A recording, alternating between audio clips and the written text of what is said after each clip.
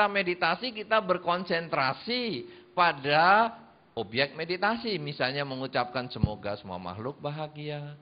Semoga semua makhluk bahagia. Kita ulang, kita ulang, kita ulang. Kemudian nanti pada saat pikiran yang lain muncul, langsung kita ucapkan lagi, semoga semua makhluk bahagia, semoga semua makhluk bahagia, demikian seterusnya. Sampai terpusat. Itu sesungguhnya hanya latihan. Di dalam kehidupan sehari-hari, konsentrasi yang tadi digunakan untuk semoga semua makhluk bahagia itu, sekarang digunakan untuk berjalan. Waktu kaki kanan melangkah, sadari kanan melangkah. Sudah enggak ngomong semoga semua makhluk bahagia lagi. Yang ada hanya kanan, kiri, kanan, kiri. Ketika kita menulis sadar, sedang menulis. Sudah tidak pakai lagi semoga semua makhluk bahagia. Itu hanya latihan. Oleh karena itu saudara-saudara, seorang umat Buddha di dalam melakukan upacara ritual, sesungguhnya itu hanya melatih diri, tapi bukan tujuan. Kalau Anda sudah puas hanya dengan tancap dupa, Anda sudah puas bisa pasang lilin, Anda sudah puas dengan memasang buah-buahan, bunga dan sebagainya, maka itu masih kelas umat Buddha tradisi.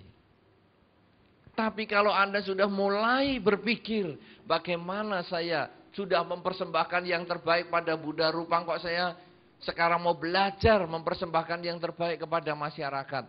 Anda mulai belajar menjadi umat Buddha yang baik. Ketika saya sudah sering mengucapkan Pancasila Buddhis, kemudian saya berusaha melaksanakan dalam kehidupan sehari-hari. Bukan hanya secara fisik saya melaksanakan Pancasila Buddhis, tapi juga secara mental, secara pikiran saya. Maka kita menjadi umat Buddha yang mulai lebih baik. Dan ketika kita biasa bermeditasi di wihara, atau bahkan beberapa orang bermeditasi pada waktu-waktu tertentu, mungkin seminggu, 2 minggu dalam 1 tahun khusus belajar meditasi di wihara. Coba jadikan meditasi ini bukan hanya sekedar duduk dan berdiam. Kalau meditasi hanya duduk dan diam, maka umat Buddha menjadi umat yang paling tidak bermanfaat di kehidupan ini. Tapi kalau duduk dan diam ini hanya sebagai latihan, kita belajar berkonsentrasi. Kemudian kita menggunakan konsentrasinya untuk jalan. Kita menggunakan konsentrasi untuk berbicara. Kita gunakan konsentrasi untuk berpikir, untuk bekerja, untuk melakukan kegiatan sehari-hari. Kita selalu mengembangkan kesadaran setiap saat. Ini sesungguhnya umat Buddha yang sejati. Oleh karena itu saudara-saudara, marilah kita melaksanakan Dhamma agar menuju kehidupan yang lebih baik. Karena kalau kita hanya sekedar selalu berupacara, kita akan sering mendengar nanti di dalam masyarakat, aku sudah ikut agama Buddha sekian lama, kok aku merasa nggak ada manfaatnya ya? Aku sudah sembahyang sama Sang Buddha melaporkan semua masalahku, tapi kenapa aku tidak mendapat jawaban? SMS saja tidak, coba. Orang-orang yang berpola pikir demikian adalah karena dia hanya terbatas pada upacara. Tapi ketika dia lalu menjalani kehidupan ini sesuai dengan Dharma, lalu dia bisa merenungkan apa sih yang menyebabkan masalah. Masalah sesungguhnya adalah karena keinginan kita sendiri yang tidak tercapai. Kalau demikian, keinginan kita bisa diubah. Kita relakan keinginan kita. Karena kunci dasarnya kerelaan, kemoralan, dan konsentrasi. Pikiran, keinginan kita relakan. Maka masalahnya pun menjadi bisa terselesaikan. Kalau demikian, penyelesaian masalah bukan dari luar. Penyelesaian masalah ada di dalam diri kita. Ada di dalam pikiran kita. Kalau orang sudah mengerti ini, seorang umat Buddha sudah mengerti kuncinya Dharma seperti ini, hidup di dunia pasti lebih bahagia. Oleh karena itu saudara-saudara, Tidak ada pilihan lain. Tidak ada waktu untuk ditunda lagi. Kita harus mulai melaksanakan dharma. Mulai sekarang juga laksanakan dharma. Sehingga akhirnya upacara-upacara ritual yang sering kita lakukan menjadi bermakna. Bermakna dan bermanfaat untuk kehidupan kita. Tapi kalau kita menunda-nunda praktek dhamma, hanya senang dengan ritual, maka ritual kita hanya sekedar pengisi waktu dan kurang memberikan makna, memberikan kebahagiaan dalam kehidupan kita sehari-hari. Semoga apa yang saya sampaikan dalam kesempatan ini menjadi satu awal pembukaan untuk kita bersama-sama memikirkan apa yang harus kita laksanakan setiap saat di dalam kehidupan kita masing-masing.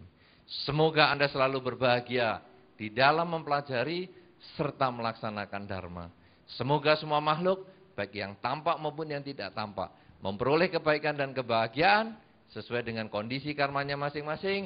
Sabe sata bhavantu sukhitata.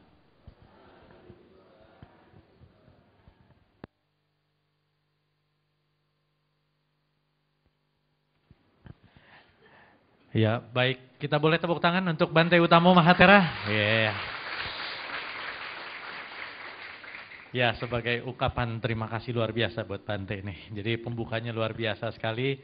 Tapi mungkin satu yang boleh ditambahkan kali Bante, mohon izin bahwa praktek kerelaan, kemoralan, dan konsentrasi hendaknya kita laksanakan secara bersamaan kali begitu Bante ya. Karena memang ada kenyataan yang mengatakan bahwa ketika kita melatih konsentrasi, orang sedang duduk bermeditasi, saya melatih konsentrasi. Jadi saya tidak melatih yang lainnya. Ada nyamuk, dia bunuh. Yes. Kan itu tidak melanggar konsentrasi Bante ya. Itu melanggar yang lainnya. Jadi mungkin kita perlu bersamaan itu. Bante mau menambahkan? Silakan. Ya, saya kira betul sekali apa yang disampaikan Pak Yani. Ini memang sering demikian.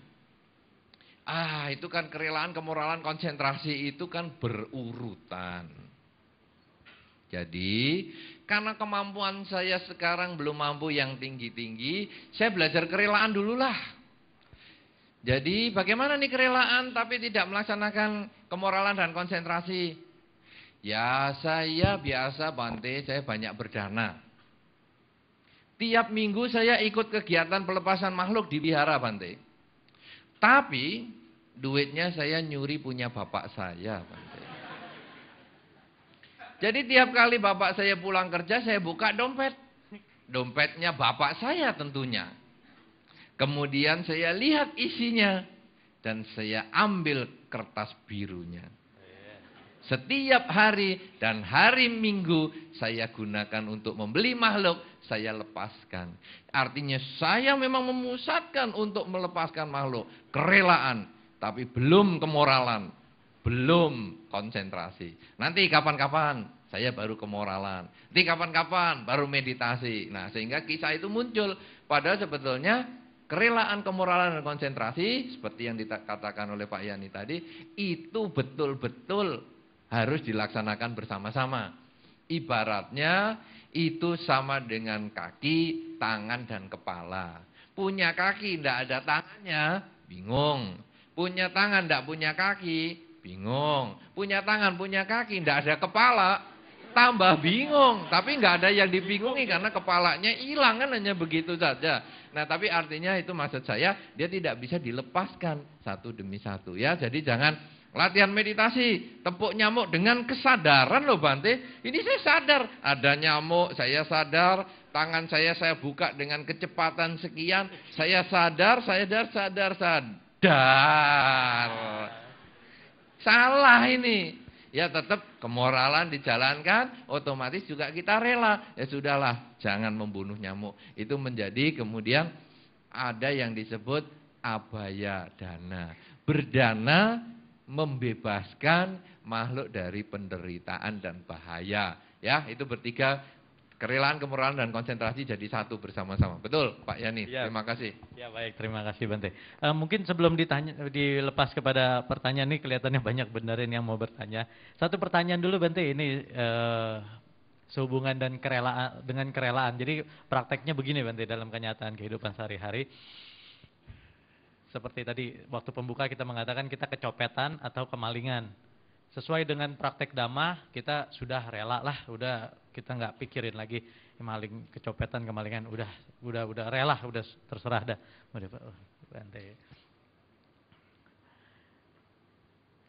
Kita merelakan bahwa barang kita sudah diambil, ya sudah karma kita. Tapi kenyataannya seperti dalam Karanya Metta Sutta, jangan karena marah dan benci mengharap orang lain celaka. Suatu hari si copet tuh ketangkep, digebukin, dan kita muncul rasa happy begitu Bante. Wah ini copet ini, rasain lu, happy. Padahal kita sudah rela, tapi happy itu bagaimana mengatasinya itu? Itu kita rela bagian uang yang hilang, ya. Tapi belum rela kalau si pelaku belum kena hukuman. Itu kerelaan yang berbeda. Jadi ya sudahlah, uang memang kemarin dasarnya juga nyuri, sekarang dicuri, ya sudahlah. Tapi saya jengkel sama orang ini, kan saya harus kerja 2 kali, nyuri lagi kan jadinya. Coba kalau dia tidak nyuri, kan saya cuma sekali nyurinya, nah macam gitu. Jadi uang yang sudah lewat itu memang dia rela, tapi orang itu tidak. Nah itu sesungguhnya adalah bahagia di atas penderitaan makhluk lain. Itu tidak sesuai dengan cinta kasih. Nah kalau kita sudah biasa membaca Karanya Metta Sutta, atau bahkan kita sering mengucapkan semoga semua makhluk berbahagia, tindakan-tindakan seperti ini yang harus diperbaiki.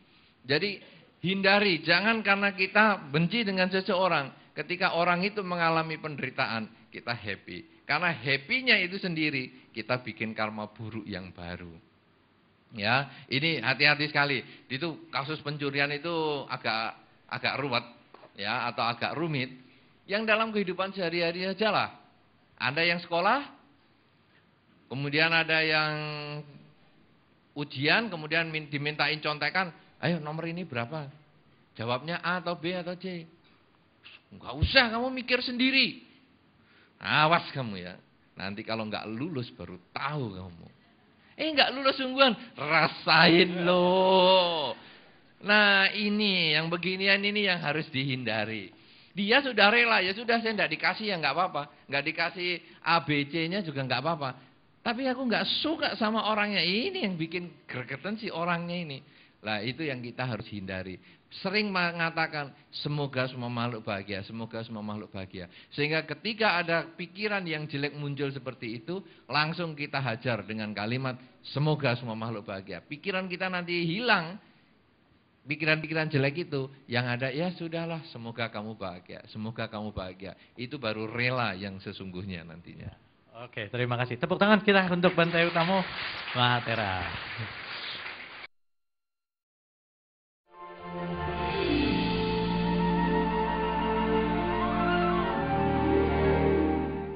Baik, terima kasih. Nama saya Ningsih.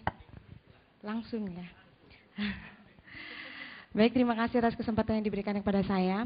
Seperti yang telah Bante utarakan tentang kerelaan mempersembahkan dupa dan lain sebagainya di depan altar ya, di altar. Saya ingin bertanya, mungkin kalau kita berdana mungkin khususnya ke altar itu sesuai dengan kemampuan gitu ya. Tadi kayaknya agak apa ya bahasa Bante sesat gitu ya. Kalau misalnya berdana itu semurah-murahnya istilahnya begitu. Atau ya kalau menurut saya kan semampunya. Kalau memang mampunya segitu, mungkin tidak sewangi yang tetangga berikan karena dia lebih mampu, gitu mungkin tidak apa-apa dengan pengertian bahwa saya rela dengan dupa yang wanginya cuma segitu. Maksud saya begini, saya menyediakan dupa itu dengan segitu nggak sewangi yang tetangga berikan. Tapi saya berpikir bahwa mungkin sisa uang yang sisa uang yang saya berikan untuk dupa itu bisa saya berikan kepada orang yang lebih nggak mampu, dan itu mungkin lebih bermanfaat karena saya tahu manfaat dupa di altar itu apa gitu. Nah, bagaimana menurut Bante kalau saya mempunyai pemikiran seperti itu? Begitu saja, terima kasih.